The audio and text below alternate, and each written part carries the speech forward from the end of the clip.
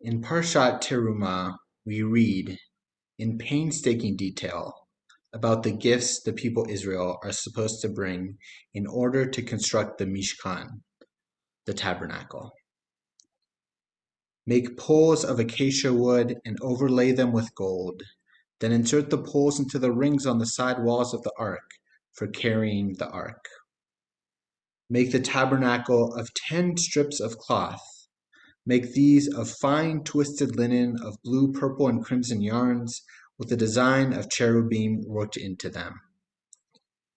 You shall make cloths of goat's hair for a tent over the tabernacle. Make the cloths 11 in number. Of course, you, the members of Temple Beth HaSholom, know how to celebrate the intricate details of a place of worship. The 150th anniversary journal of our synagogue includes a beautiful and very specific description of the Beth HaSholom sanctuary, written by Rick Karp. The sanctuary is lined with 4 large matching stained glass windows on the Edwin Street side and matching windows on the opposite side. Above the ark is a marble panel with the 10 Commandments inscribed in gold.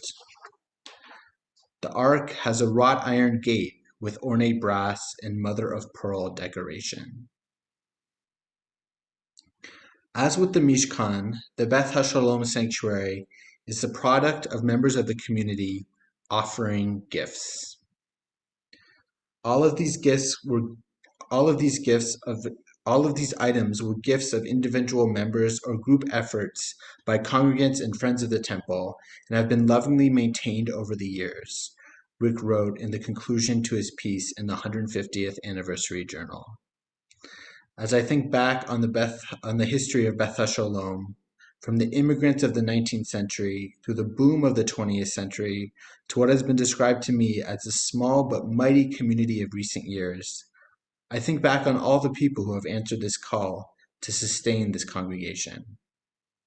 From its inception in 1866 to today, members of the Beth HaSholom have understood the importance of bringing gifts to the community for the betterment of all. We also know that the gifts we offer to Beth HaSholom extend beyond the physical sanctuary.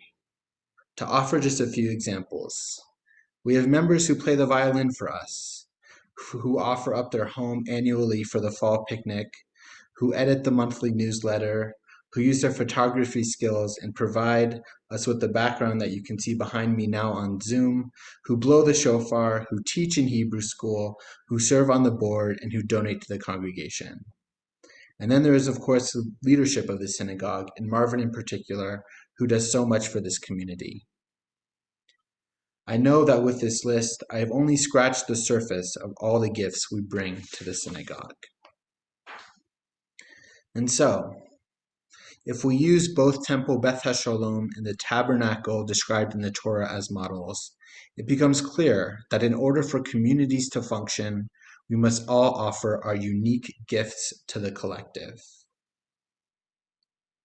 What I want to say to you tonight is that perhaps we should think of gift giving in an unconventional way. If we think of gifts not as things we are supposed to keep for ourselves, but instead as things we are meant to pass on to others, our communities will blossom, and so will we as individuals. This applies on so many levels. By offering our gifts to our families, to our synagogue, to our local communities, and to the world, we will enrich these communities and we will enrich ourselves. By offering our gifts to others, we fulfill some of what we were put on this earth to do. There is a reason that the people Israel are called to offer gifts in this way in the Torah portion we read this week. As Rabbi Jonathan Sachs points out, up to this point in the Torah, God has done almost everything for the Israelites. God has redeemed them from Egypt, liberated them from slavery, led them through the wilderness, and created a path for them through the sea. When they were hungry, God gave them food. When they were thirsty, God gave them water. Apart from the battle against the Amalekites, the Israelites have done almost nothing for themselves. But now, At this point in the journey out of Egypt and into the Promised Land, it seems that the Torah is offering a corrective to this idea that all the Israelites have to do is receive. The Torah seems to be saying that as the Israelites mature and enter the world as an autonomous people, they must give back. They must offer gifts to God and to their community. So in this Torah portion, we see this detailed description of all the Israelites bring to the tabernacle. This long and overwhelming list of ways to give back makes it seem that there has been a pent-up energy to reciprocate what the Israelites have received. And thus, from dolphin skins to decorate the Mishkan, to the menorah of pure gold, they fulfill this holy and fundamental obligation to give back, to offer gifts. This obligation to offer gifts is clearly laid out in our portion. But it seems that this principle of gift giving is in fact part of a larger call to respond to God through our actions. Rabbi Abraham Joshua Heschel describes how God depends on humanity's ethical actions in order to satisfy God's desire for a just world. God therefore seeks out humanity and cajoles humanity to answer the moral call to make the world a better place. Heschel writes, "All of human history, as described in the Bible, may be summarized in one phrase: God is in search of man." According to Heschel, the Bible in general and the prophets in particular are telling us that we are put on this earth to answer this ethical call, to work through our actions to make the world a better place. This obligation at the heart of Judaism to repair the world makes me wonder about the point of having gifts. In mainstream American culture, we think of gifts such as birthday presents or holiday presents as something given to us that we keep for ourselves. But this fundamental duty to improve our communities makes me wonder whether we should in fact think of gifts as things we are meant to give to others. We are showered every day with gifts, but they are not meant for us to keep, writes Native American author Robin Wall Kimmerer. Their life is in their movement, the inhale and the exhale of their shared breath. Our work, in our joy, is to pass along the gift and to trust that what we put into the universe will always come back.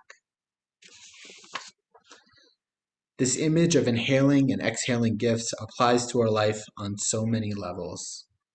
I'll never forget when I was first able to visualize all the levels of community that I belong to.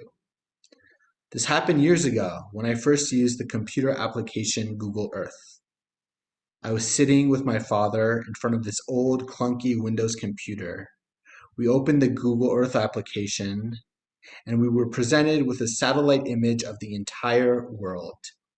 After some fiddling around, we realized that we could zoom in, and so I clicked on North America, and then I zoomed in more to California, and still more to the peninsula of San Francisco, and even more to our neighborhood. Finally, my dad and I figured out which house we were sitting in. In each of these images, there was a community we belonged to, a community we could offer gifts to. This begins with the very first image my dad and I saw, the image of the entire planet. According to NASA, global temperatures have risen 2 degrees since 1880.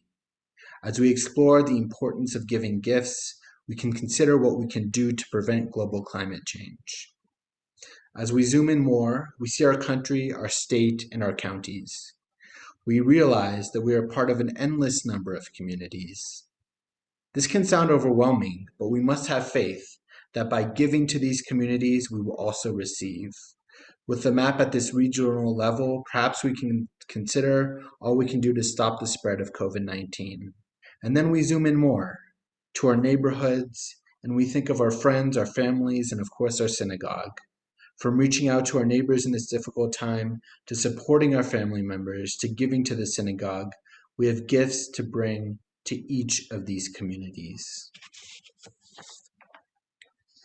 Franz Dolp, a retired economics professor who decided to restore an old growth forest on a relatively small amount of land, knew firsthand about the benefits of offering gifts to something larger than yourself. I may heal the land, he wrote in his journey, yet I have little doubt of the direction that the real benefits flow. An element of reciprocity is the rule here. Where I give, I receive in return. In restoring the land, I restore myself. When we offer our gifts to something bigger than us, we enter into networks of giving and we receive in return. Ultimately, in our Torah portion this week, God says that the point of building the Mishkan, this tabernacle full of gifts, is for God to dwell among the people Israel. Ve'asuli mikdash ve'shachanti betoham. Make me a tabernacle that I might dwell among them. Perhaps when we offer gifts to the tabernacles of our lives, something truly special happens. Perhaps every time we offer a gift, a small miracle occurs, and this is why we receive in return. Perhaps the gifts we offer to our tabernacles can create something truly amazing, like God residing among us. May we all do our parts to fill our tabernacles with gifts. Ken Yehi Ratzon. May it be God's will. כן יהי רצון.